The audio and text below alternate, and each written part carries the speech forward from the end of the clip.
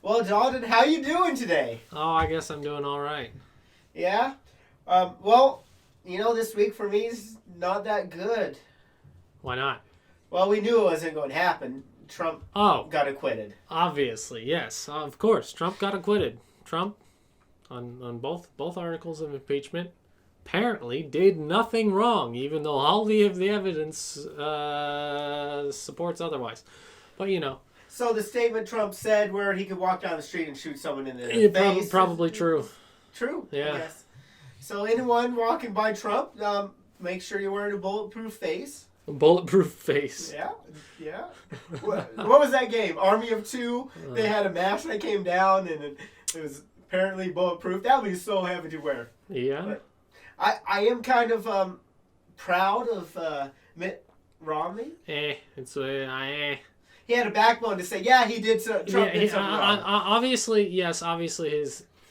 Because he came out about... I was watching it. I don't remember the exact time. But it's maybe an hour or two before voting and said he was going to vote guilty on the first article of impeachment, but not the second article, which is kind of odd because I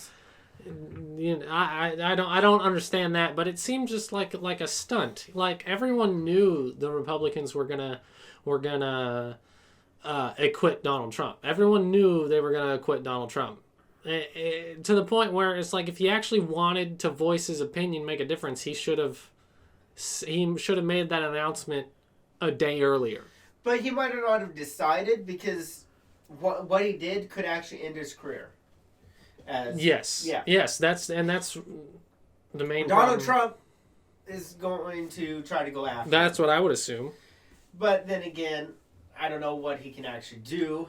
Biggest thing is the people in his party might not vote for him anymore because he voted against the party. He voted for the interest of America, not the party. Well, halfway. I would think if the first one was voted guilty, then the second one should be guilty. Definitely. Too. I mean, the evidence. The second one. A lot of the evidence that I saw in the trial was mainly for the first article, and the second one didn't have as much in the trial, but it was pretty obvious that the evidence was still there. So I don't understand why he would go with one and not the other. But, at the same time, I guess, Well, if any listeners out there, go listen to what Mitt Romney said before he voted. And listen. And that is the truth. I mean, we knew Trump did it. Yeah. We just... Justice system failed. Even some Democratic senators when making their speeches, they're like looking at the Republican senators in the room I spoke with a few of you. I've spoken with several of you in the past few days, and behind closed doors, you all say what he did was wrong. You're all there are several of you that know it was wrong, and you're still gonna vote to acquit him anyways. Well, it's just like Donald Trump's a little kid hiding something behind the back, and the parent comes in. Mm-hmm. What's behind your back? Mm-hmm. Oh, I killed the bunny. And the parent's like, oh, well, okay. Yeah. Don't care. Yeah, but back to what you said about potential career suicide is voting to impeach Donald Trump or voting guilty against Donald Trump when the rest of your party, everyone else in your party is voting to acquit. That is essentially career suicide. I mean, for being a Republican, but that might actually open him up to be independent or Democrat or switch sides. Who was the one that was it? Doug Jones, is that his name? I'm not certain. One of the senators actually switched sides very early into the impeachment process because he didn't like the way the party was standing behind Donald Trump. There was also a Democrat who switched to Republican as well, but the Republican who switched to Democrat, I think it was Doug Jones. I'm not 100%. We could look it up, or somebody can look it up. It's not he has a very real risk of not being senator when the election comes around. Like his state could easily vote him off, even though he's just swapped parties and switched to a Democrat.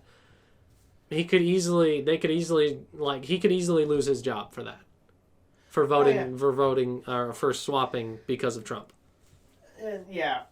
Now, I really don't want to spend too much time talking about this. It's said, it's done, and we got to look forward to the next election here soon. I mean, not even soon. It's already happening. The caucuses, at least. There was that whole scandal with the Iowa caucuses where they I think currently at the time of this recording, which is what is today, Friday. They still haven't released. Yes, last night when I looked at the polls for the Iowa caucus, it was 96.94% representing. So there was still 4% of the votes that weren't in. The day before that, there was only 62% of the votes in. The day before that was actual voting, right? Or no, actually no. Even before that was voting. The voting happened, and typically in the past on these days, like these caucuses, they blame it on a failed app. But even their manual backup took longer than it ever has in the past years, than it has in the past few years. Like everyone thought that they had it down. If the app fails, you go to manual, you do it the way you did it in the last, or it's like obviously people are worried since the 2016 election. Well, but it could also mean there's still tampering happening. Yeah, it could be because I see some people thinking that it was rigged against Bernie Sanders or rather for Buttigieg, because currently when I looked at it last, Buttigieg was leading 26 point some odd percent to Bernie Sanders 26.04%. So he had a 0.14% lead. But earlier in the day, or the day before, when they were only reporting 2%, Buttigieg had a clear lead. And he essentially, at a 2% reporting rate, only 2% of the precincts had actually submitted their numbers. It was the satellite precincts. He essentially was announcing his win.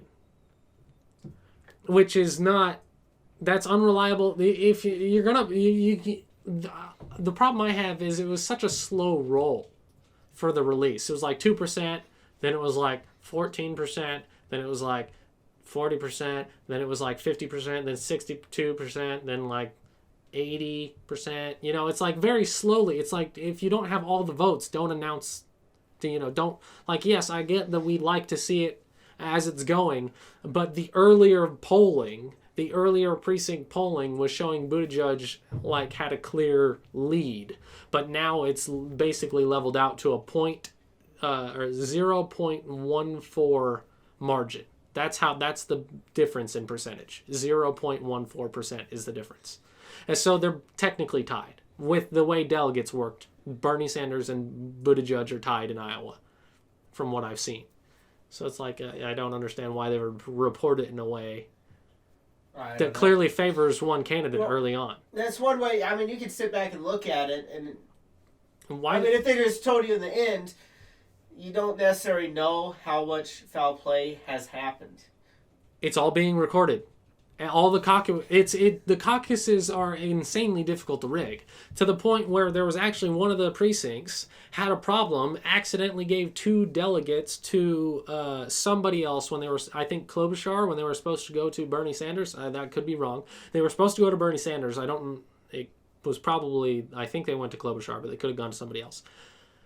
They gave those 2 things. Everyone in the room, the people in the Bernie Sanders column, that had already submitted their votes, are like, no, those two delegates don't go to Klobuchar. They go to Bernie. Those clearly go to Bernie. And, it was probably just human error. It's more than likely it was human error. There was a lot of stress in that whole situation. But to say, like, the people putting out the theories that, it could be rigged, could be people tampering with it, it's like, it's all live. It's all being streamed, or not all of it being streamed, but it's like they have people set up in various different precincts. People are there looking at it. Unless everyone's in on it, it's going to be very difficult to rig it. It is public votes. And the votes are being tallied in front of the people who voted. So it's not easily rigged. No, but there's always a possibility. I mean, we've seen it in many different elections that there's always been a question. Now, sometimes maybe it's one party saying, oh, this is rigged, and it's not. They're trying to cause a problem. Trying to say, hey, this is rigged, we got to overthrow it or something, which never works. Mm-hmm. But I don't know. Like I said, I don't know. Do we still want to talk about politics? I don't know. What I found interesting, on the way back, we went out to eat. We came back. We were talking about stock trading. Mm-hmm. And it came to us that Don said he could watch like 5 or 10 stocks that is traded on the S&P 500 and predict. Like, because the way I trade right now, like, I'm only looking at really 2 stocks. I'm looking at SPY, which is representative of the S&P 500, and I'm looking at Apple, because it's Apple. You know, Apple is a good company to look at in terms of yes, it's not going to wake up one day and be exactly. gone. But it's like there are sometimes where I'll be looking at it, and Apple will make a jump. Like, clearly, they'll jump up 40 cents, and SPY hasn't moved yet. And I'll be like, okay, well, I'm expecting SPY to go up at least a little bit because Apple just quickly jumped 40 cents. And SPY will start moving. And I assume it's not just Apple. SPY, there's 500 companies in the S&P 500. Yeah. But if you look at the top 15 companies in the S&P 500, the companies with the highest market cap, the capital, you know, how much they have out, it's how much they're worth, essentially. You look at the top 15 companies, and the movement of those companies, I would have to assume, is going to be somewhat representative of, or it's going to have an impact on the overall SPY. So, like, could you set up a neural network to watch, like, 10, 20, 30 different stocks in that, 30 different stocks that you feel are representative or can, you know, show, or can correlate to SPY? Well, it shouldn't take too much data to watch each stock. You might be able to almost take the full 500 companies with the powerful. With multiple PCs working together. That's well. It's not a matter of PCs working together to do it. It's a matter of training a model. With neural networks, it's a matter of having the data being fed through a model in a way that it understands and in a way that it can accurately, like, because with neural networks. Like, essentially, I think I've described it in the past, it passes through layers of nodes that have different weights. And those weights can change depending on how the model needs to correct for the answers you give it. So you would have to go through all of the data, every minute close that you want to look at, or every 5-minute close, or every whatever day close you want to look at. You'd have to go through that. You'd have to, format it in a way that the computer understands. So hopefully between 0 and 1, or possibly -1 and 1. So instead of doing price, because one stock could be $100, one stock could be $200, one stock could be $400, it's going to be difficult for the neural network to work through that. It's not going to relate them. But if you use something like percent change, it might have an easier time. It's all relative. So you just have to, and you also have to plan, right? You would have to write a script or something to go through all of your data, all of your terabytes of data that you're going to need to, or gigabytes, hundreds of gigabytes of data that you're going to need to train the model with. You're going to have to program the targets. So you have to tell it when you want it to buy and sell on the past data, so that when it receives new data, so that it actually learns when to buy and sell. Well, that should be simple, because you basically say you like the positive number, so you want that positive number to be X amount of percent. It's going to want to predict. So it's not every time it's going to go up by 0.1%, it tries to buy, then sell, then you lose. That's one thing you got to gauge. But what you're saying, it seems pretty simple once you formulate the program to be able to suck the information by itself. Yeah, if you could accurately get all the data flowing through the thing and set all the targets properly, I don't think it could be. I think it's very plausible that you could have a neural network, or even not a neural network, just a machine learning algorithm capable of finding or capable of discerning patterns or discerning correlation between, like, say, the top 30 stocks in the S&P 500 to the overall S&P 500, which SPY bases off of. So, Yes. It's like, obviously the stocks, the S&P 500 has to be based off of the stocks within the S&P 500. I'm just wondering how many you'd need to get an accurate representation, and whether you need to, like, diversify through the different, like, for example, medical versus some other business. You would have to figure out the weighted. You would have to pull the top stocks Yeah. with the highest volume movers. Yeah. But the accuracy will greatly change from doing only 10 stocks to doing 30 stocks to doing 100 stocks. Right. Because if all 100 stocks go up, S&P chances are will go up. Right. SPY, my See, bad.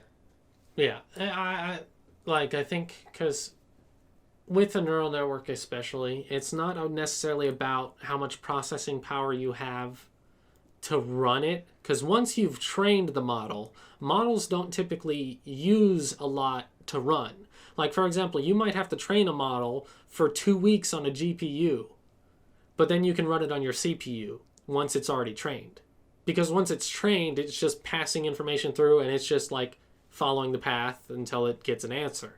Training the model is what makes it difficult, because it has to calculate all the weights, and it has to try to figure out, it has to make changes to all those variables until it gets the right thing. So the training is what takes the most time. The more data you have, the more time and processing power it takes to train. But in the end, you could have something that can make hundreds of thousands of dollars. True. Or it could be a total flop. Could be. I mean, that I want to make sure the listeners really like, this must be a true thing. It's 100% guaranteed. Nothing's guaranteed, especially in stocks. Definitely not. Because emotion goes into stocks. Yeah.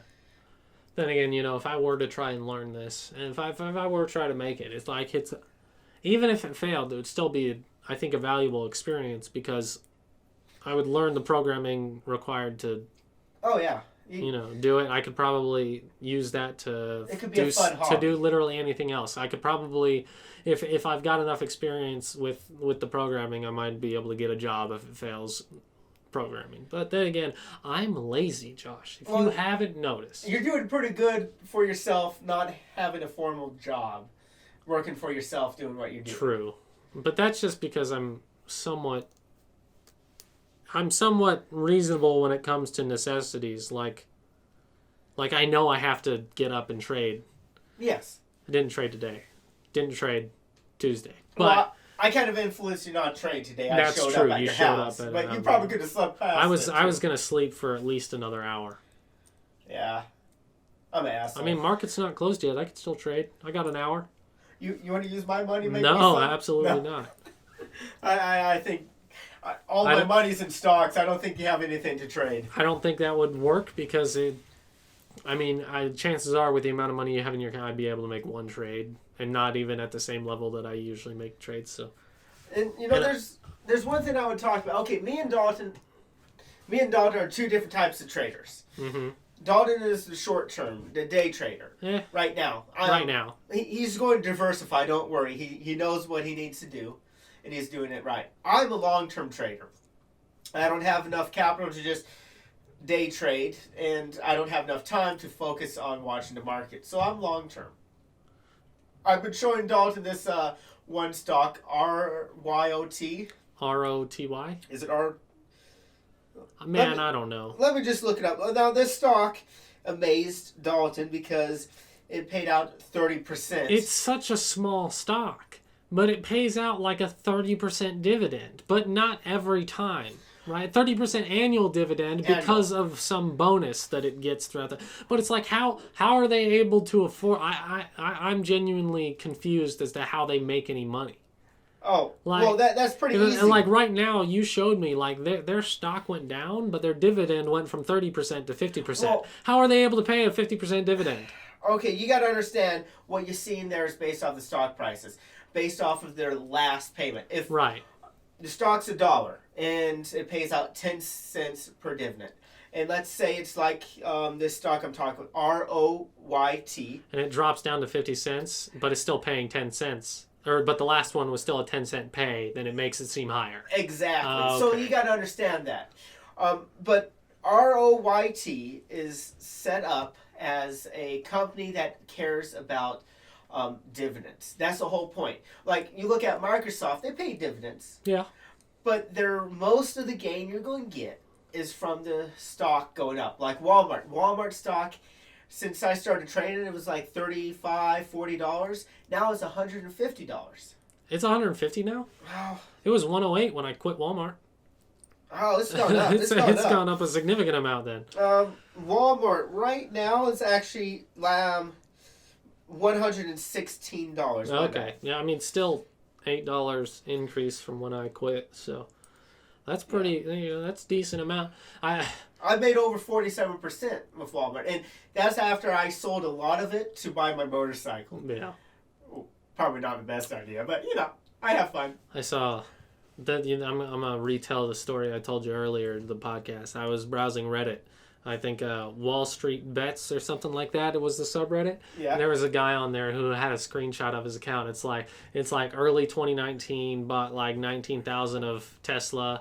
Then later Tesla goes down, so he buys another 10,000. Tesla goes down, he buys another 10,000. Tesla goes down, he buys another 15,000. It's like he had like something like $43,000 worth of Tesla put in. December of 2019 or late November, December of 2019, Tesla skyrocketed. The dude put in 43,000 throughout the year, and the screenshot said his account balance was $1.5 million. Oh yeah. See, a lot of people freak out when stocks dive. That's why you got to set your rules. Day trader does it different. Than I've used that strategy in my day trading. When I know for a fact something is going to go up, like I can see the overall trend, and I buy in, and then it goes down, I will absolutely buy in to reset my position lower. Because the more I buy in, the more my average price is going to go lower and lower. And then when it does finally boom, or when it does finally go up like I know it's going to, then I make money. But it's kind of risky doing that because you could potentially lose a lot if it never comes back up. Well, that's why you got to understand what you're investing in. And you have your set strategies. Exactly. Never break your set strategy without having a good reason. Leave emotion out. Like ROYT. Mm-hmm. I showed you. I bought it at the wrong time. I bought it at 60 cents. My first buy. My first recent buy. Right. It's 35 cents now. What did I do while we were sitting down having lunch with my family? Yeah. I bought some more because I fully believe it's going to go up. Now, while we're talking about stocks and stuff, disclaimer, we're not officially professionals. If you go out and buy the stocks we're saying, we can't guarantee anything. We're not sitting next to you and telling you when to buy or sell. I'm absolutely not. Use your brain. Yeah, I am absolutely not giving anyone direction like, hey, go buy these stocks. That's not what I'm saying. Because what I do, it's like I'm also talking strategy. I wouldn't even suggest anyone use my strategy. My strategy works for me because when I'm looking at the charts, it just makes sense. It just makes sense in my brain. And like I know you were looking, like you look at the same charts that I'm looking at, and my strategy doesn't make sense to you, right? Oh no. Or it's just you don't see it the same way, like in real time. But how many months have you spent not even using real money to even get there? Several. And you're still learning. You're still learning. I've gone in with real money, and I'm still having quite the back and forth. I'm overall up, but there's still a decent amount of back and forth, and I did a lot of practice before this. So it's definitely challenging to learn and to look at, but I think understanding the way, like the monetary gains and potential losses of stock market and all these different ways to invest your money, I think is important for people, and a lot of people just don't look at it. They assume, I don't make enough money, I can never do this. It's like, you don't have to make a lot of money. If you have any money to put away, you should be putting it away. Well, it's a good time to start investing, especially in America. Yeah. Because most time when you just buy regular stock, you're now not getting charged. Yeah. I can go buy one share of ROYT for 35 cents, and I won't get a $9 charge. Yeah. A few years ago when I started, they charged you every time you process. It's a good time. I'm a little upset. $50 a month. is a good start. I'm a little upset. Why? Because I'm an options trader, and options still have a charge. It's still a small charge. Yeah, I mean, but it's like if I get 5 options, if I'm trading with 5 options, or 10 options, 5 options is $325, 10 options is $650. So, Yeah, and it adds up. I mean, well, but it's like I think, yeah, I just don't like commissions. I understand the commissions, but it's like a flat commission on just, I don't know. It's weird, man. It's weird. I don't like it. I don't like that they made stocks 0 commissions but kept options a commission. It's like, well, why you gotta do that to me? Because most people aren't option traders, and the people that are option trading are swing trading or doing stuff. They wanted to encourage people to come in. I've seen. Sorry, go finish. They wanted to encourage people to come in and start trading, and many companies like I believe Robinhood was one of the first. I don't know if it was the first. There's a lot of them. To commission-free trading on regular stocks. Yeah, and that allowed a lot of people to maximize their profit gain. And like we're saying, $50 a week. Start with blue chip dividends, exactly. Like Walmart, Microsoft, stuff that the company's been around for a long time, and chances are they're not going to go belly up. And just watch their stock, and then might go into something a little bit more risky when you feel ready. Yeah, like everyday companies that everyone on the planet knows. It's like these global corporations that aren't going to go anywhere. They've proven themselves to, survive certain. Well, I mean, they were probably given bailouts in some places, but survive crashes or survive whatever of markets. It's like they will stick around. They are providing services that will be around for forever. They're definitely worth investing in. I was looking at, back to the options trading. I don't know how many people actually day trade options. I assume it's quite a bit because I see the volume being traded on options, and it's not a small amount of volume. There's no way it's people just buying and using options like the way that they were. I feel like they were intended to be used, like when you have the stocks to support it or the capital to support it. But the options, like there are some people I watch that use option strategies. Like he'll get like 3 different options. Right? Or 4 different options. People will get 4 different options. Create these like very intricate, like no matter what happens, they make money. It's like it's not always, but it's like there are some people that trade on stocks that only go sideways, and they use options on stocks that go sideways and somehow still make money. Like literally the stock will stay the same price for like 3 months. And it's like barely moves up, barely goes down. It just kind of stays. And they'll make $1,000, $2,000, $3,000 off of that because they've used 4 different options on this stock in conjunction, like different calls and puts to cover and whatnot. And it's like, that's just too much. There's too much going on. It's too complicated. You're making it too complicated. That's why I do long-term investment, because I can sit down, go over the charts, next day do the same thing, and buy in and keep going over the charts, and chances are I'm not going to lose that much money. Even if I think it's going to go bad, I can remove it because it's long term. Yeah. I mean, for long term trading, there's some things you would look at. Like, I call myself a blue chip dividend investor. Blue chip are usually the companies that are too big to fail, is usually what they say. I mean, there's always a Enron thing going to happen. Yeah, or a housing market thing, But that's what I usually trade. And I first look at the 52-week trading value. Like, I keep going to the same one, if ROYT. Okay, 52-week high was $2.37. So within 52 weeks, it was $2.37. Yeah. And the low was 18 cents. That is actually a big difference when you're talking about how small these stocks are being sold for. That is a massive difference because, like I said, like you said you bought at 60 and then bought at 35. Yes. So your average is probably somewhere around 40, 50 maybe. Like total average but it's like, and it was already up past $2.50. If it goes down to 18, you know what? You buy again. You just keep buying when it gets low. And if you trust the stock if you trust the company to still be in business and to pull through, because a lot of the times they do. Like there's well, I can't say a lot of times. There are significant amounts of companies that have gone out of business and their stocks are still just, just worth nothing because they're essentially not tradable anymore because they're not in business. But Yes. if something has somewhat of a standard of longevity, then it could very well be worth it. Like, it could very well come back. Well, And yes. if I sat there at lunch and said, "Hey, Dalton, I'm going to buy more of this stock. Mm-hmm. I am confident it's going to come back." So you said you have like 1,000 shares, right? 1,174. So if that's at 50 cents right now, if by the end of the year or if in a few months that's up at $2.50, that's a $2 gain. $2 gain Over times 1,000 $2,000. shares. That's Yeah. Well, no, that's because you get $100 every 10 cents. So yeah, that's over $2,000. Yeah.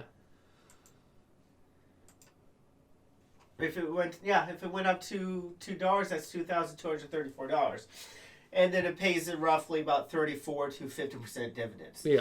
It depends on the stocks. And if you were like a trading like the way I did it, if I had the capital and I got 10,000 shares of that, and it goes up, 10,000 shares is all of a sudden that's $20,000 worth of profit. Yeah. It's like something can move $2, but you can still make massive amounts of money. It can move 10 cents. Like, that's a lot of times my trades are, 10, 20, 30 cent trades. It's like it goes up 10, 20, 30 cents and I've made my money.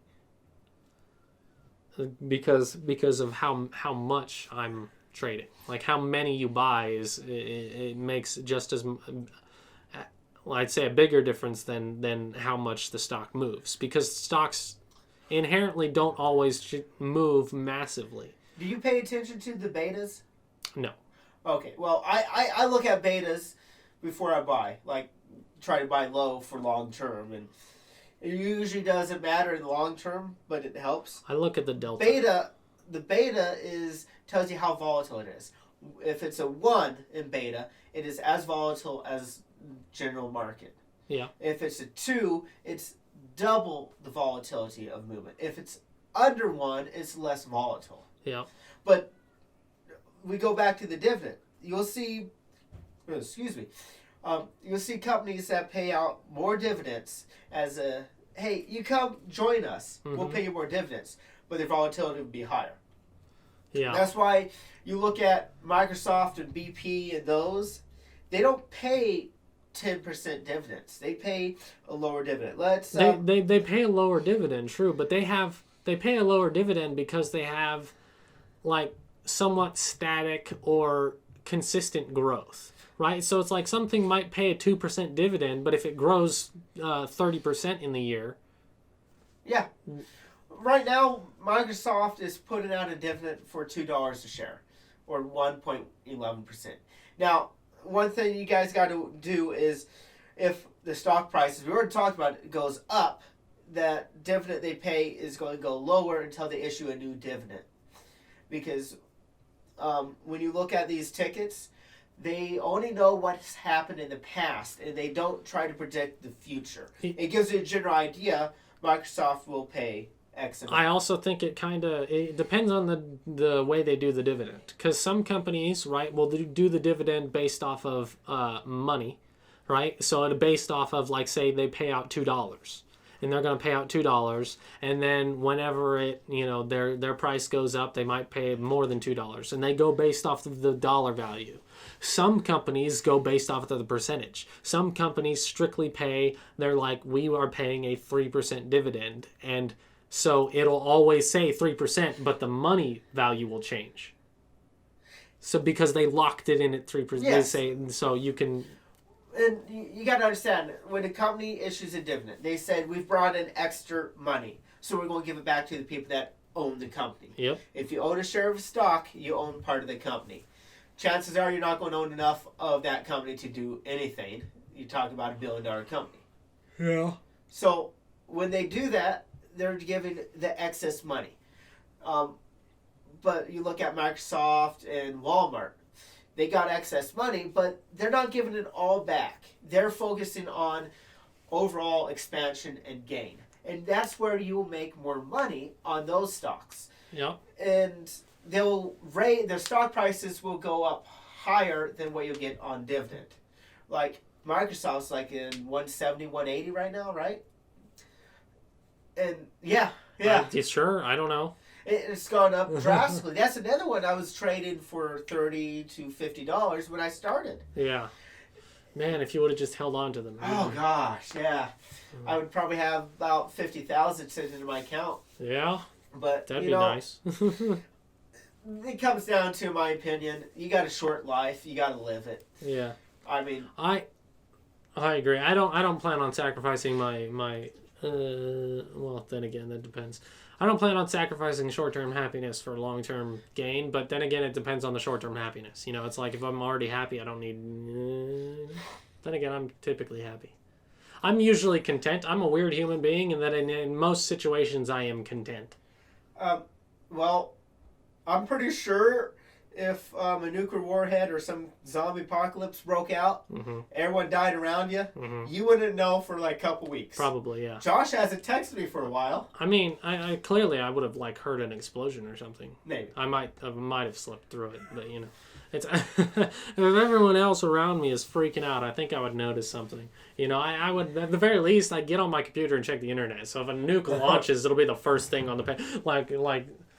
The internet's down. Oh no! What am I going to do? Yeah. I mean, if like you say, like the internet's down, it's like if you can, I highly doubt they're gonna bomb every single cell tower. You know, it's like cells. You know, they might slow down. It might get throttled because people are using it, trying to use it or whatnot, or it might not have support or staff or whatnot. But a lot of these things are autonomous, aren't they? Yes, but you would see something where something massive happens. Everyone tries to call. Cell phone tower will shut itself down, and they might go into automated system where only certain numbers can go through, like 911, police departments. So if you're trying to call your friend, hey, there's a zombie eating my leg, might not go through because it's reserving the channel.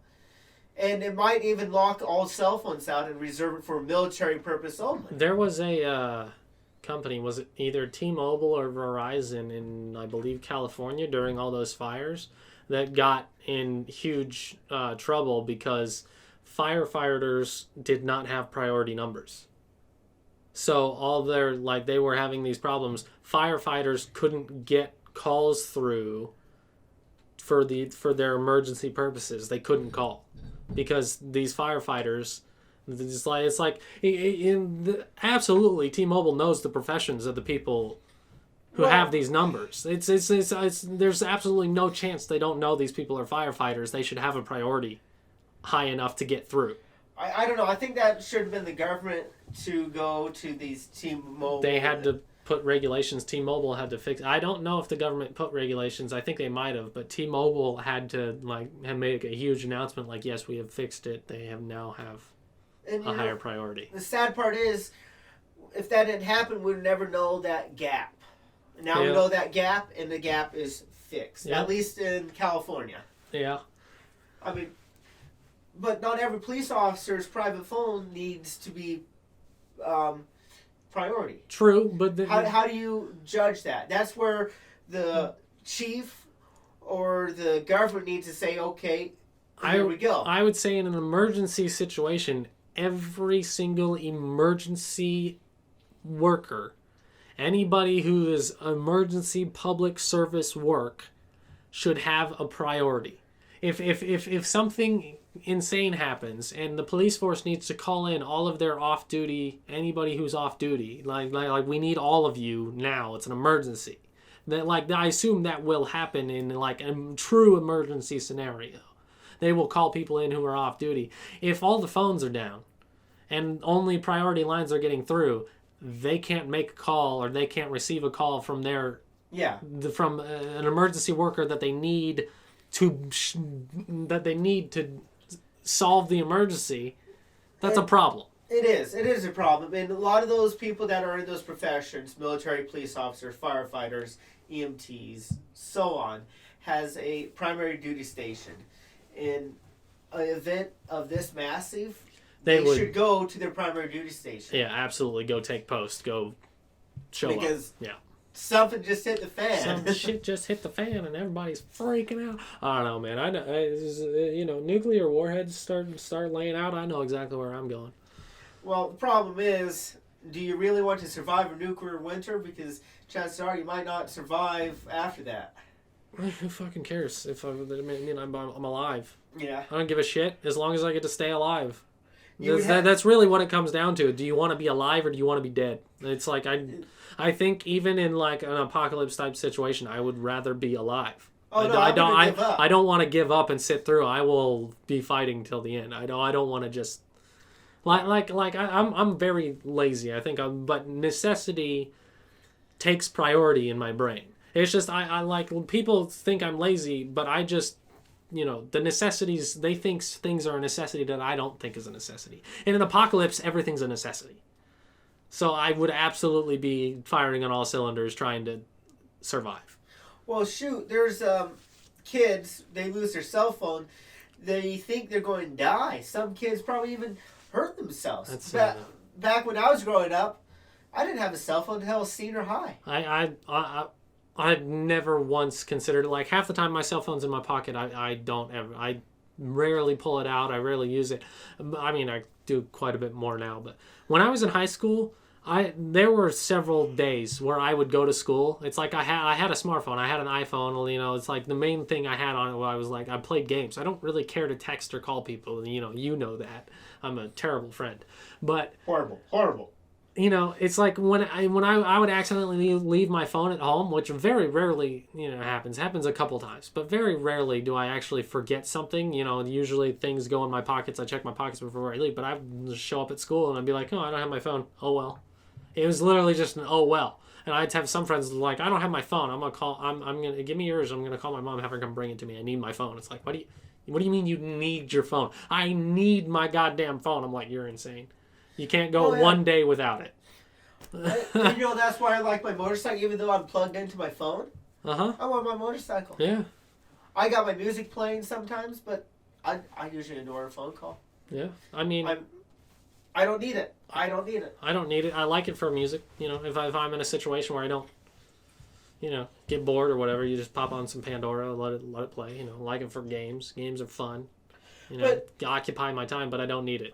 At the end of the day, if I lost my cell phone tomorrow, I wouldn't. Someone said they'll pay for the rest of my life, but I'll live in a house the same size as my house. It's pretty small right now. It's like 1,500 square feet. But I won't be able to use computers. I'll be okay. I'll do it. And live the rest of your life. Like they'll pay for the rest of it, but you're not allowed to use computers. See, I don't know. Yeah, I'll do it. I mean, no computer, no electronics, if I need to make a phone call, I have an old school phone line. I wouldn't like that because I'd sit in front of my computer 24/7. But I'll grab a typewriter, maybe finish a book. Yeah, I mean, I get it. Like if it came down to it. And the internet, apocalypse situation, the internet's gone. I would make do without. But I still prefer the internet. I still prefer electronics. I prefer to have my phone on me. I don't need it on me all the time, but I prefer it. So I don't know that I would go for somebody's like, oh yeah, I will pay for the rest of your life. You don't have to work ever again, but you don't get access to the internet. I'd say, nah, probably not. I could probably make the money myself. Yeah. I don't...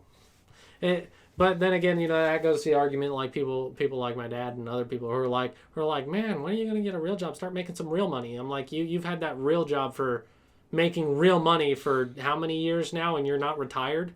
I would have retired at the age of 30 if I had your job. And he's still going strong. It's like it's a different mindset of he will work till he dies. I want to never work another day in my life. Those are the two different mindsets. Well, it is a totally different mindset, but here's a principle. You make $30,000. Okay, now you're making $40,000, so you have extra money. Mm-hmm. Chances are most people in America don't save that amount of money. They may save a little bit, but they'll go maybe buy a new car. Now they got a loan, so they make more money. So they buy a bigger house. They're always under something bigger. As you get more money, mm-hmm. you expand your debt. Yep. And you're not anywhere better off. That's the problem with actually one employee in particular that or one coworker in particular that my dad was talking about was he went away from the business, because it's a traveling, you go out of town, manual labor, you make unionized work, you make, 90,000 a year if you're with the union, it's very intense, working 10 days on, 4 days off is their schedule. They work 10 days, then they get a 4-day break, then they work 10 days, then they get a 4-day break. And their 10 days are not 8-hour days. 12, 16-hour days is what they're working. And those they're 4 days, making they're a not lot guaranteed to go they're home making either. a ton of money. Overtime pay out the ass. Union pay is way up there because they're working their asses off. Somebody had that position, was living that life, decided he doesn't want to be away from home. He wants to go spend time with family, so he quits. And he goes and gets a job, another manual labor job in the town he lives in. And he's sitting there, and he's not making half as much as he was making on the road. He's not making nearly as much as he was making on the road, and he's just like, he can't live the same life that he was living. He can't pay his bills. He can't. It's like he is legitimately. He's like he worked that job for 6 months, and he called the company back. He's like, can I have my job back? I can't afford this. I'm not making it. There is no stationary job around here that I am qualified for.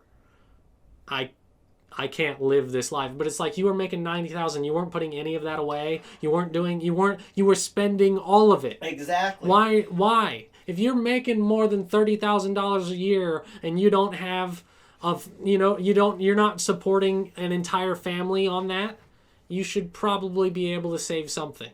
Okay, well, Dalton, okay, you guys want to hear my mouse clicking? I'm typing stuff in the calculator. $30,000. Okay, divide that by 12. You have $2,500 to live off of. Okay, let's say you got a humble house. That's $535 off that.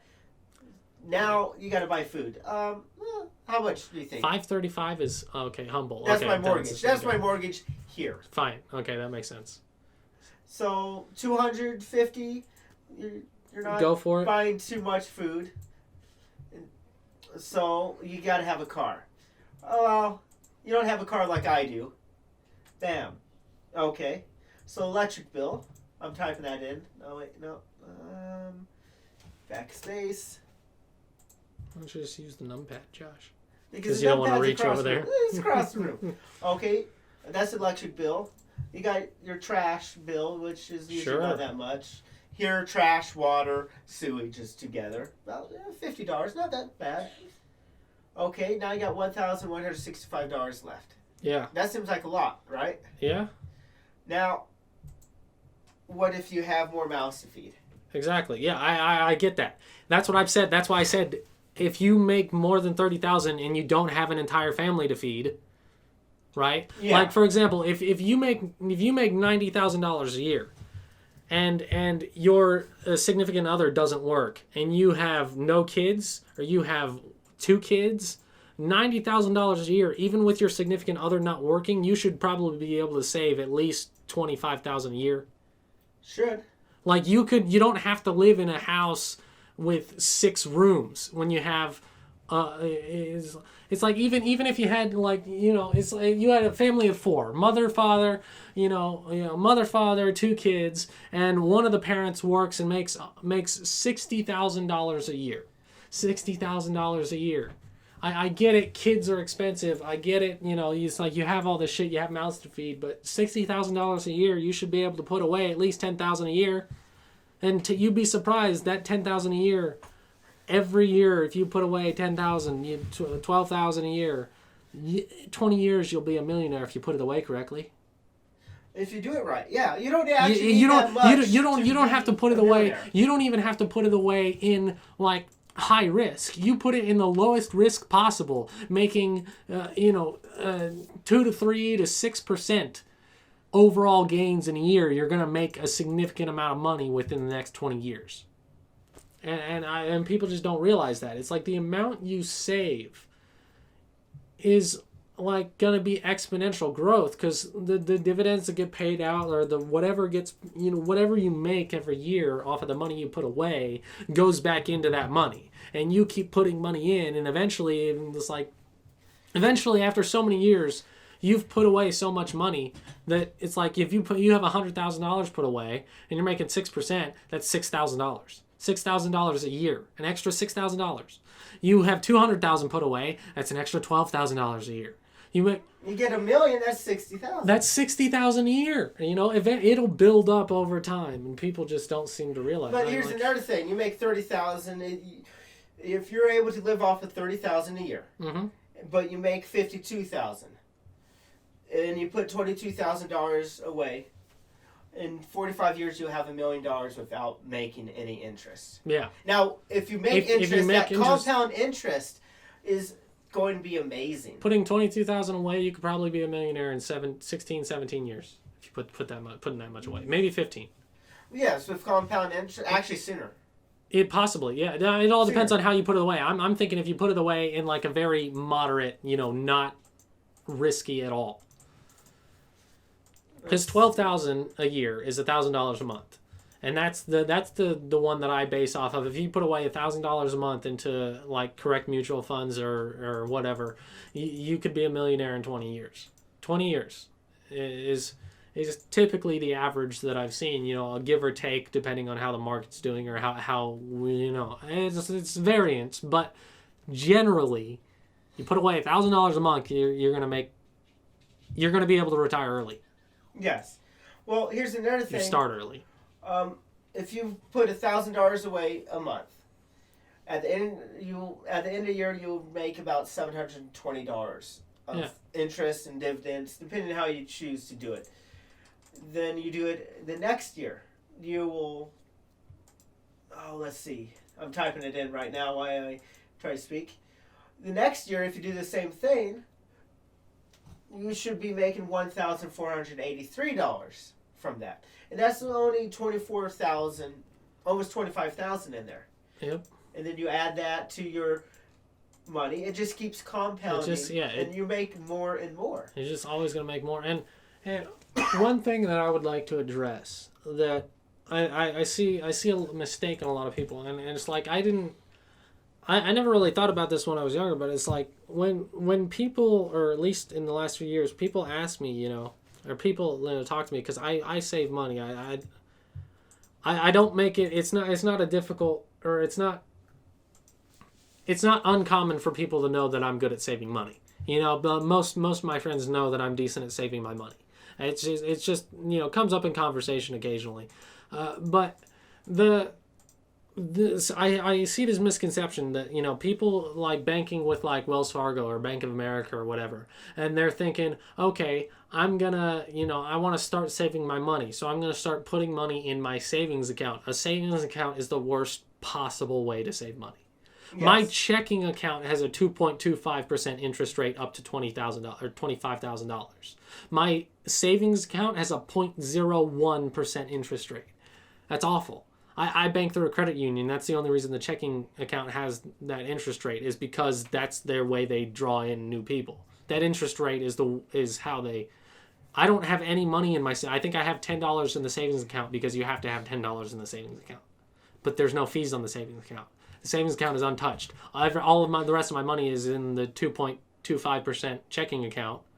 And if I'm going to invest, if I want to save money, you don't save money by putting money in a savings account. That's not how you save money. That's not how you make money. If you want to just strictly save money, yes, that's how you can save money. If you want your saved money to actually work for you and make you money throughout your life, put it in some type of fund, diversify, put stocks, funds. That's the word there.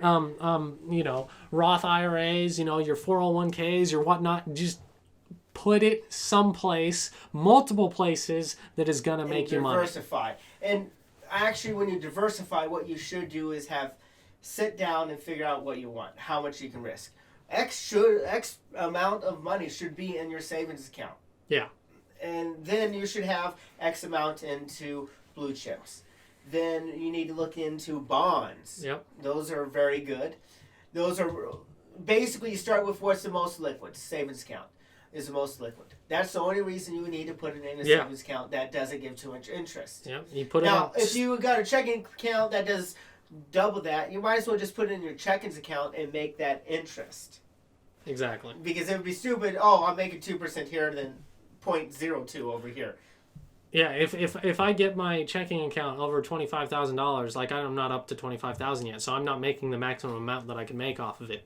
But if I make money and I'm saving my money, I will always have maximum of 25,000 in that account, just so I could get the full benefit from it, right? I don't see why I would ever remove it. If that's where I'm keeping my liquid cash anyways, then it's the perfect place for it, because you're gonna make more. If there's like, and I understand this. Like, the reason I was investing in stocks initially is because stocks are more liquid than like 401k. I don't want to have to get a 401k. That's not liquid. It's Roth, 401k, Roth IRAs. Those aren't liquid at all. You can take you can take a loan out on them if you have to, but it's not recommended. It's very bad for the overall investment. It's just not a good strategy. So when I was working at Walmart, it's like I had the chance to put into Walmart stock and the 401k. I only did the Walmart stock because I knew I would eventually be quitting Walmart, and I didn't want my money to be, and I just didn't want my money to be unliquid. Right now, at this point in my life, the liquid money is better for me than. Well, yeah. It took me about 401k. 2 weeks before I got my money from my 401k when I closed it out after I quit my job. About 2 weeks. So, but the biggest thing is I had 9,000. I think in the end I got about 6,000. A little over 6,000 back. Because of fees and whatnot. And fines. Yeah, cancellation fines. It's not cancellation. Yeah, it's he didn't get taxed. But here's another thing. I had a very good 401k where I worked at that horrible place. Yeah. Where for the first so many percent, it was dollar for dollar. I put $1 in, the company put $1 in. So I think I put maybe 4,000 in, and they put about 4,000 in. Yeah. So I did make a lot of money. So when Dalton's saying watch out for 401ks or he didn't do it, it worked for him. It worked for me. But if you're staying at a job long enough, and they got a 401k and they're doing money matching, do it. Because when you pull it out, chances are you're going to have more money. And hopefully you could roll it over to a Roth IRA where it gets controlled. Like you quit, you could always roll it over to a Roth or something else. Yes. I mean, contact a stockbroker like TD Ameritrade or one of those big companies, and they'll tell you what they can set up, and you avoid those taxes. And that's exactly why when I said it, it's like that was good for me. That liquid money was good for me because I knew I'd be quitting. I knew I wanted to start my trading. I knew I would need that money. So it's like I put it into the Walmart stock because I just assumed the Walmart stock was going to go up. I was going to make dividends, and sure enough, I made.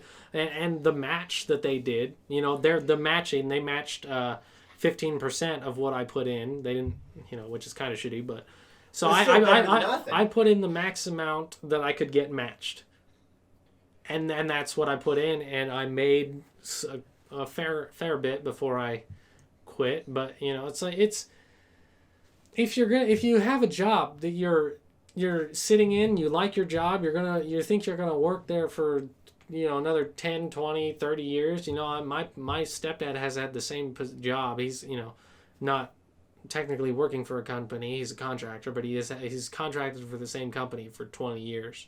I don't think he saved a penny. I don't think my mom and my stepdad have saved a penny. Well, which can be frustrating. It can be. But in my instance, everything I saved up once I quit, I lost. Yeah. But I'm 30. I can work for 30 more years and make it all back. But you also didn't. How long did you work there for? 7+ years. 7 years. If you had worked there for 20 years, you would have made a significantly more. Well, right? If I think I started 401k maybe 2 years ago. Yeah, so that's not very much. Were you maxing it out? In the end, I maxed it out. I was putting more money in than what they would do. I think I was doing 10% of what I made. Yeah, people don't realize. I understand. It's difficult, especially in the U.S. with all the stuff that's already getting taken out of your paycheck, like healthcare and whatnot, and taxes and whatnot. People might think, it's like I don't want it. It's like I want this paycheck. I don't want it to just that money to disappear and I'm never. People assume they're never going to see it again, or I don't know if people assume that, or people just don't think it's not worth it, think they have time. The earlier you start, the better your life will be later on. Well, the problem is they complicate everything. They complicated it by getting loans. Mm-hmm. Best way to be rich is instead of buying that car with a loan, you save enough money to buy a car. Which is exactly Outright. what I plan. And that car might not be that $40,000 sport car. It might be that $6,000 other car. Yeah. Then you save up for your next one. Yeah. But you don't have any loan payments. Exactly. Which makes it easy. Which is exactly what I plan on doing. Like I've made it clear. It's like I don't think I will ever need to use. Well, that's probably not true. But it's like I don't have a credit score. Actually, you'd be surprised. You probably do. I've done the check, the TurboTax check. When I do my taxes, and other things have recommended like, hey, we can check it for free. We do this, and I've looked at the ones that make sure it's free, that have no impact on my credit. Those ones, I've done 3 of them. All of them have come back with an error. They have not only have they not been able to get a score, they don't even tell me that I have no credit. They literally don't. Nothing is returned to me. Usually, you have some sort of credit, no matter what. I'm convinced I have no credit because none of the services I'm able to check my credit can find anything. So I just have to assume I don't have any credit because I've never used a credit card. I mean, I've had a job and it's like I make insurance payments on my bike.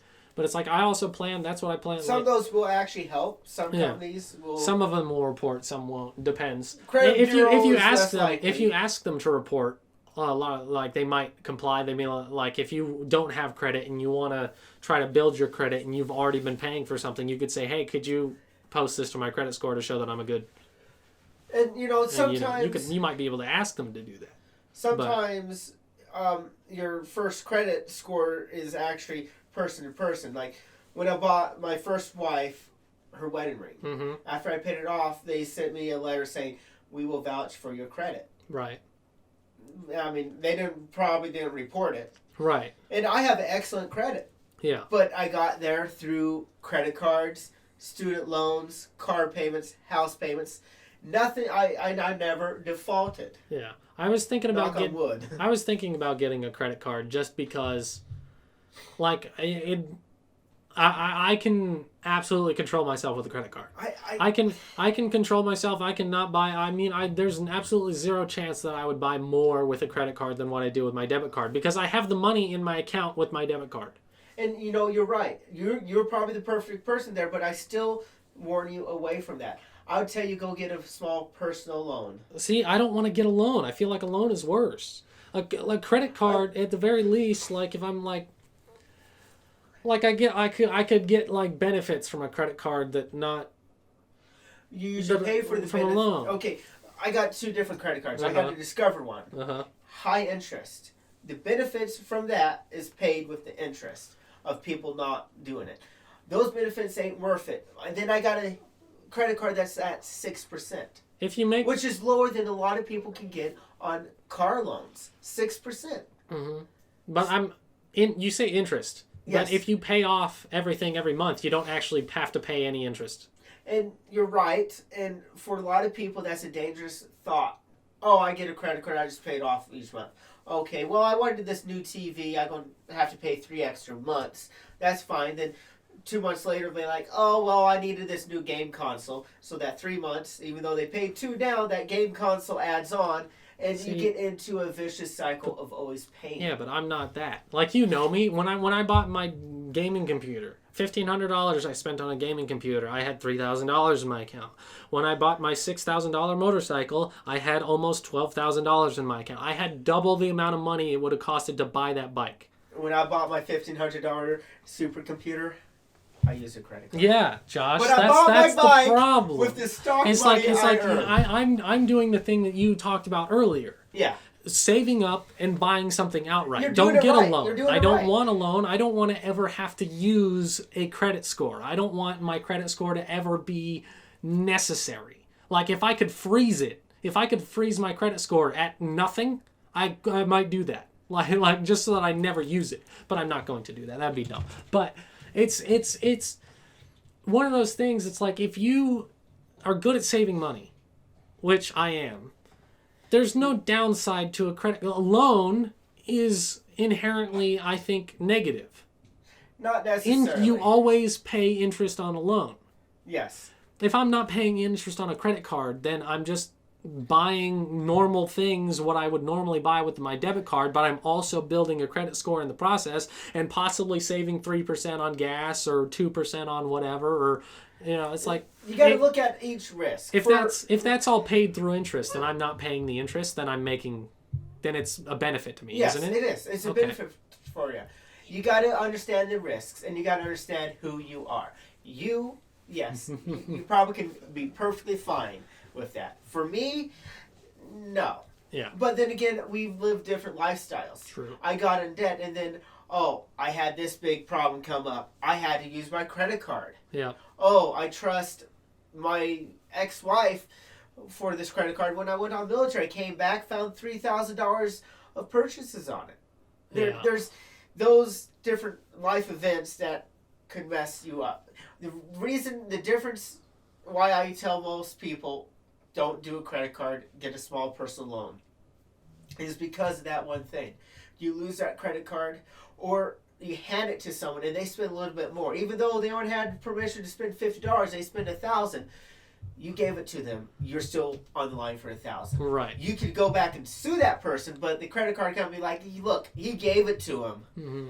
You shouldn't have done that. Then again, if it gets stolen, we were talking about this earlier. Oh, yeah. If a debit card gets stolen and somebody makes a purchase and somehow that purchase goes through, like the fraud department doesn't catch that it's a fraudulent purchase, if that goes through, that's money out of your account gone. And that's how I've always used a debit card. I've never used a credit card, and I never really thought about that if one of those fraudulent purchases gone through, I've had I've had two cancellations of fraudulent purchases where they're like, hey, was this you? Or we've canceled this, was it you? And I say, no, that wasn't me. Good job.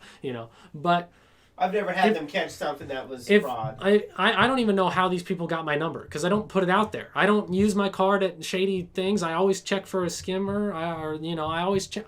And I don't put it on websites. I typically go through PayPal or what else. It's like I don't understand how that got my card. But if a high value purchase does happen to go through, that's your money gone, and you don't have access to it. You have to wait for the investigation to go through, and before you get access to that money. Whereas if it's a credit card, right, then you say, hey, that was fraudulent, and it wasn't taken out of your account. It was taken out of the bank's insured money pool. But right now, you still owe that money. You still owe the money. You still owe the money, but it's not necessarily like during the investigation, isn't that money technically can't you get it frozen? There's no laws on how credit cards and debit card companies have to process it. Mm-hmm. So you got to talk to your credit card company. What happens when it's fraud? What happens? Well,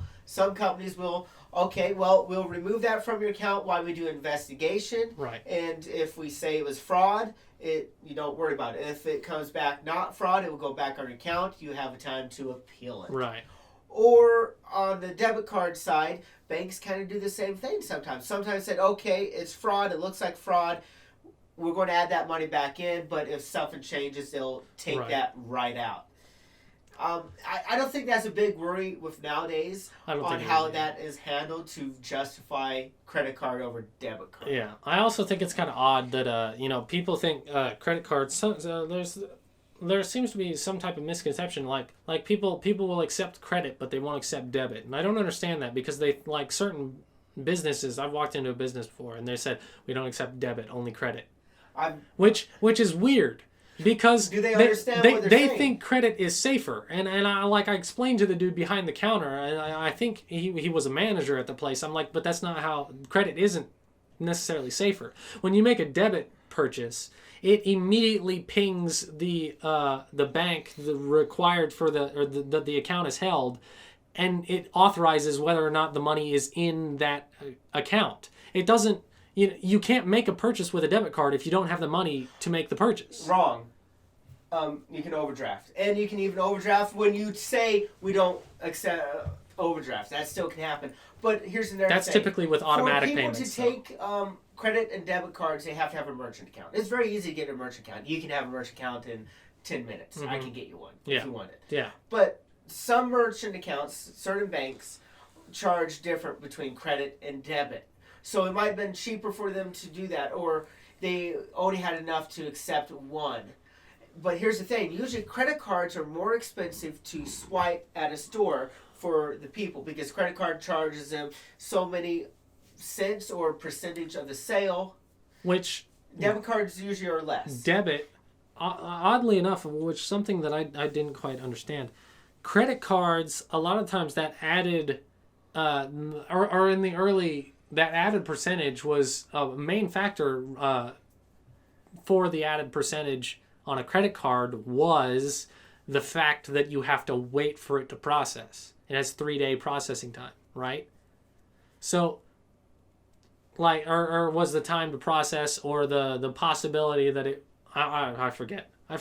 But a debit card, when debit cards came out and it was just an automatic, pings the bank, gets the confirmation that the money's in the account, but it still had that extra charge. Why is that charge there? When it happens instantly, that money is like, for a fact the money's there and it's being transferred. Because Visa, MasterCard, and Discover put those on the cards. A bank can say, okay, we need a debit card / credit card, and they go to the Visa because it's easier. They're already set up. Mm-hmm. So you use their card. And how they make money is every time someone swipes a Visa, they take 35 cents. Or a percentage. And someone's got to pay for it. Yeah. Sometimes a merchant pays for it. Sometimes all sides pay for it. It's very complicated. Now, here's a funny story about them trying to catch fraud. I've never had my bank actually catch fraud. It's always annoyed me. Mm-hmm. And there's time I've made a purchase, and I've made a purchase from the store before, and each time they call me and say, hey, is this real? I'm like, yes. Uh-huh. So I deployed, right? When I was deploying, I went up to Washington State, JBL, Joint Base Lewis McCord? Mm-hmm. I forgot. That's where I shipped out of. I was using my debit card. Mm-hmm. No problem. Okay, we fly overseas. I stopped over in Ireland, in the airport. I used my debit card. Uh-huh. From that, I went to Kuwait. I was using my debit card. From Kuwait, I went to Qatar or Qatar. Qatar, I think. I think it is Qatar. Yeah. It was not a bad place to be, actually. I was using my debit card. I get back, I think the city was Chicago or another major one where we had to stay and wait because we missed our flight. They said, oh, we'll wait for you. But we missed our flight. We had to stay there, right? Uh-huh. I swipe it, it goes through. Then next day I tried to swipe it, they stopped it. Well, we noticed a weird charge. Wait, you thought that was a weird charge? Yeah, the one in the United States. Not Ireland. Well, And I landed in Italy and Germany on the way back and used the card there, no problem. But that doesn't make sense. Once I got back in state, that's weird. Not a charge from the Middle East. That's not weird. Yeah, it's like, I assume the plane purchases, they weren't on you weren't paying for them. They were paid military, right? The plane? Yeah. The tickets. Those were chartered The tickets, flights. Exactly. And so some were actually military, not C-130, which, the small one. I understand, for example, if I'm buy gas and I'm making a trip and I buy gas and I buy gas and I buy gas and I buy gas, all with the same card, then obviously my bank knows, hey, I'm traveling. They can see that I'm traveling from here to here to here to here to here. But, it's kind of odd that sometimes the highest amount of fraud charge that they caught was $250 a pair of Nike shoes, an online purchase. Somebody made an online purchase from Arizona. Obviously, I was living in Kansas at the time. They're like, you didn't go to Arizona. But at the same time, I don't know how they possibly caught that, because I've gotten on planes with a ticket that I didn't pay for, flown 2,000 miles, however far, fly 2,000 miles, get off the plane, land, and go to McDonald's, swipe my card, and get McDonald's in a city that they're like, my bank's not like, how the fuck did you get over here, Well, the first thing is an amount. That's the first thing that pops up. Yeah. Small amounts, they're less likely to catch as fast. But When's the last time you bought a $250 Never. pair? Exactly. They learn what you purchase. Exactly. Every time you swipe, they actually can tell what you bought. Considering the fact that I've bought every pair of shoes I've ever owned. No, that's not true. Well, yes, I've bought every pair of shoes that I've ever bought. I've bought from Walmart, I think. I don't think I've ever gone anywhere. Just go into Walmart, buy a $20 pair of shoes, walk out. And so they probably bought it at some shoe outlet It was store. an online. They bought it through online purchase. Is what they tried to do. $250 online Nike shoes, and I'm glad my bank was able to recognize. Well, that's clearly not you. The other time there was a fraudulent charge. It was not an expensive charge. It was like $35 or something, and it was some charge. I forget what it was in like. It might have been Washington D.C. or maybe somewhere over there. You know, so I don't remember. I don't remember where it was, but it was someplace that I've never been within the United States. Well, at the time that I'd never been within the United States, and it was only a $35 charge, and I thought it was kind of odd. I'm like, man, they cut a $35 charge. Then it's like, how did they even? I don't understand how they caught it because it seemed like a reasonable charge too. I looked at it, and I'm not certain if it was. I don't remember if it was a gas purchase or if it was just some other mundane purchase, but it was seemingly mundane purchase. And so I don't know exactly what caused them to flag that one. But like I said, I've never had them. Those are the only two fraudulent charges I've ever had, and they caught them both. And they have suggested, like occasionally I make a purchase and it gets blocked. I have had that happen where I make a purchase, it gets blocked. I get a text message because I got text messages for those other two. I get a text message that says, "Hey, did you make this purchase?" I respond with the proper thing saying, "Yes, I made this purchase." Then I wait like another 10 minutes to do it again. And you know, they do that every time I do start engine investing. Did you make this purchase? Yeah. And probably what triggers it is it's a $200+ purchase that I don't do all the time, but they never learn. Right. But I would rather have them ask than find out. I would also rather have them ask. I'm glad that it can very easily send a text and just like, here, did you do this?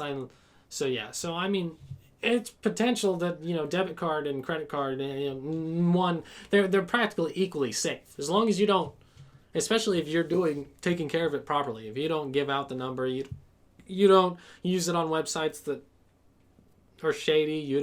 You check for a skimmer when you're going to go to. Chances are you're probably never going to have an instance of. Well, I mean, obviously, somehow my card still got out there twice, and I had to get it canceled. Trust the institutions that you scan your card to hold it. Yeah. Like, I think it was Menards or was it Home Depot? One of them let out a lot. If you used a credit card or debit card during this time period, someone has that number. Yeah. Someone has that number. And, it cost them some money. Because these criminals, they got that and were able to charge for some people. Yeah. Now, one thing I want to go back, I know I'm jumping. You were talking about credit cards. There's some credit cards you do not get. First, talk to your local bank. Right. Stay away from Discover. You pay a lot for your premium. Don't buy into, I get free flight miles. Those flight miles can cost you more money than actually buying the plane ticket. Right. Look for a lower interest. Especially with flight miles, it depends on how much you fly. In reality, typically, there are a lot of people, I don't understand why, people use the credit cards to get flight miles. But if you just have, certain accounts set up, not even a credit card account with these flights, if you just have an account, regular, basic account, you get flight miles the more you fly. So if you're a frequent flyer, you get flight miles. Great. You get points without even using their card if you fly a lot. If you don't fly a lot, why do you need the flight miles? Exactly. And, there's so many stipulations on that. I mean, you pay extra for that. Mm-hmm. You pay extra. And that's one of the big things. And Home Depot card and Menards card, they could be very good. Yeah. But you use them wrong. You forget, you miss the last payment or don't get it paid off in time, they will backdate all that interest. And you usually pay a lot of interest. That's why I say go to your local bank, see what they offer. because chances are they're going to be able to offer you a lower interest, and you don't need a premium card. Now, I do give you, there is a chance where you get a premium card, like you do flight miles. Mm-hmm. But maybe you make a lot of money, you fly all the time, and you still can pay that card off every plane ticket. Then you're doing it right. But the problem is when you don't pay it off, you pay more for those flight miles, or more for those dollar back rewards, which Discover does, or more for those product lines. Like my 6% card, every time I use it and pay stuff down, I get these points and I can enter to win these contests or buy a trip here. But it takes a lot. What do you have there? I just got an email from my dad that says you got bumped, the faster symmetrical internet, blah, blah, blah, blah. I noticed this 2 days ago. My internet speed went from, I had a cap of about 6 megs a second. I was getting 10 to 12 megs a second the other day, and since then. And so I noticed the speed went up immediately. I just got an email from my dad saying that we've been bumped, so we have faster speeds. I assume it was a competitive thing that somebody else is giving lower speed, so they probably Next Tech Wireless. Maybe I got bumped. Yeah, because I noticed that immediately as soon as it started happening. I was downloading something, or I was streaming. I was downloading 2 things. Like I had 2 games or something set up to go download in queue, and I was getting a download rate of 12 to 13 megs a second when I was normally supposed to get 6. And I was like, damn, we must have gotten bumped. And 2 days later, I get an email saying, "Hey, you've been bumped." Sweet. Well, isn't that Awesome. what they're doing down here? They're putting more. They're putting fiber they're putting in optics. fiber. Yes. Well, I got fiber to my house already. Yeah. Well, there's my fiber box right there. Yeah, Notice battery's not in. I'm not certain if mine is fiber, but I believe it is because my 54 megabits. So that's about that's about 7 megabytes a second. That's 60 right there. I think that's about 7 megabytes a second. This is what really matters, the upload, in my opinion. Yeah. 12. I think download matters significantly more for most people. Well, download is but it's like, that's actually not that bad. no, not that bad at all. And I'm paying $60 a month for 60 down, 12 up. Yeah. I used to be paying the same amount for symmetrical, which was 45 up, 45 down. I think Dad is paying for 50 megs down. He was paying for 50 megs down, 10 up. And when I checked the other day, because I saw my download speed was significantly higher, I checked, and I think, it was closer to 100 megs down or 90 megs down. I forget what it was. It's closer to 90 megs down and 20 up, which is more than what we were paying for. So the email saying we got bumped definitely makes sense. I wonder. I think, because I haven't looked at my box. I don't know whether or not I have fiber, but I assume I would. I don't see why they would install it out there. And not go with somewhat of a newer, like they're always trying to future-proof. I have a box. If you have a box like that, you have fiber. I have a box and a modem. I don't know if the box looks like that or if it's a different box. Fiber needs some power on both ends. This box converts the fiber so we can understand it. Then I think I have that box. And then you got fiber. Okay. You have fiber. Yeah. Because they usually try to future-proof. If they're a good business, they're going to try and future-proof. The fiber's probably already there.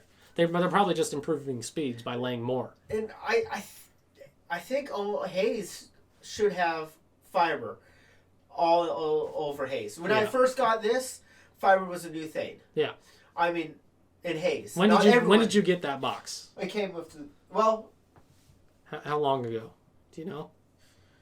Because my box was put in. I'm trying to remember. My box was put in when I moved in here. I think this was put in when I moved in. It was already... No, they installed this. Okay. Because ours was installed 3 years, probably 2.5 years ago at this point. Later, after I moved in and after I came here on vacation and then I just never left.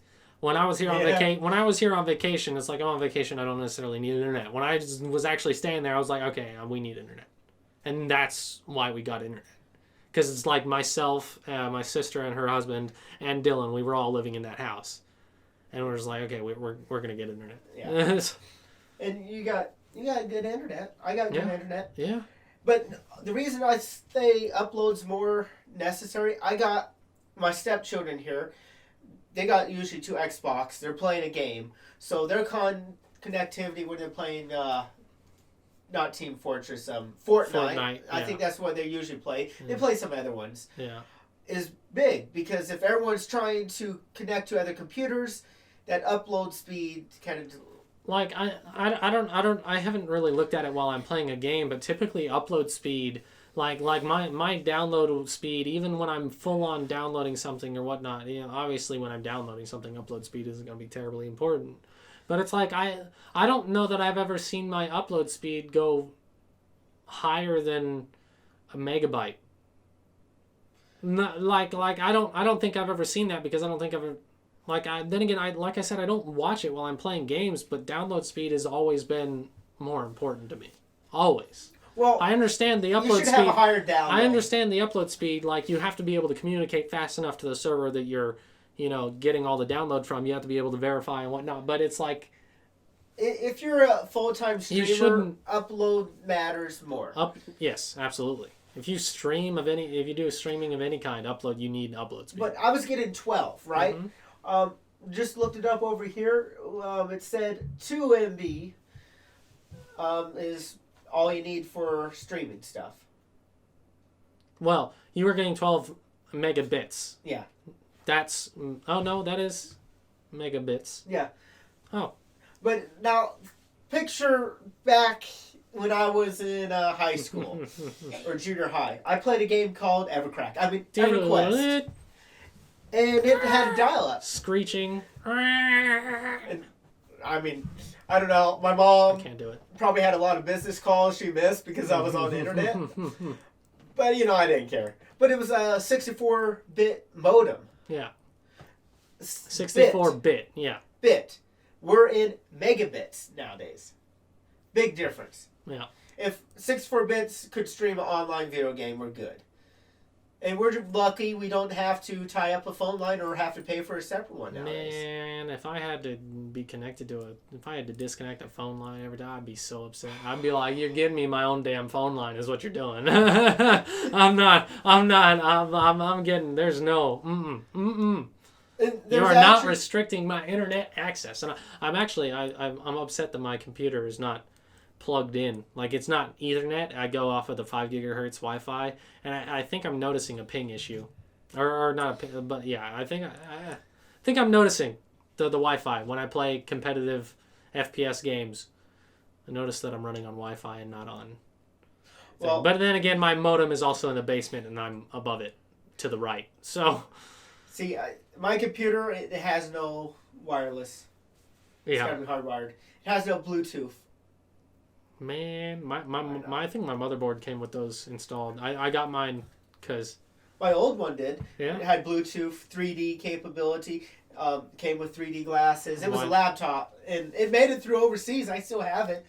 I probably needed to replace a battery, and it'd still be a decent one if you wanted to play some older games. And then I have my old full tower case upstairs. I think it had Windows, not 2000, after that. Vista? Vista?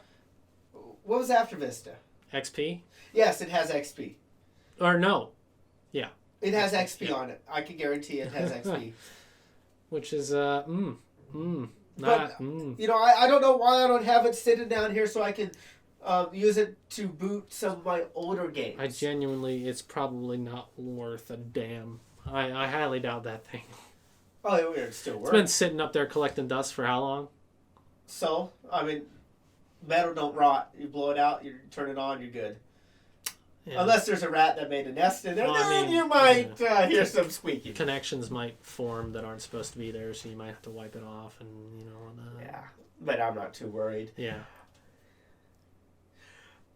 Before we close this off, I want you guys to know we're on YouTube. Just look us up. I'm going to put the link in the description. And I am asking you guys to like and comment. Comment down that you want Dalton to make that neural learning. See how it's done. If we get enough, I bet I can talk Dalton into it. But hurry up. A month from now, Dalton probably wouldn't be talked into it. So let's do it now. Well, I like how you say that, but I was talking about the neural things over a month ago. I know. That's why I'm trying to give you a push. Yeah, I know, but I'm lazy. I'm sorry. But we do genuinely want to hear feedback, even if it's, you think it's seemingly trivial. If you have something to say, we would genuinely like to hear it. Yes, we're still trying to find our voice. I think it's pretty good. Right now, mine's probably nasally and rough. But, it'll be okay. It'll be fine. So, I'm Josh. I'm Dalton. And we'll see you guys next time. Thanks for listening.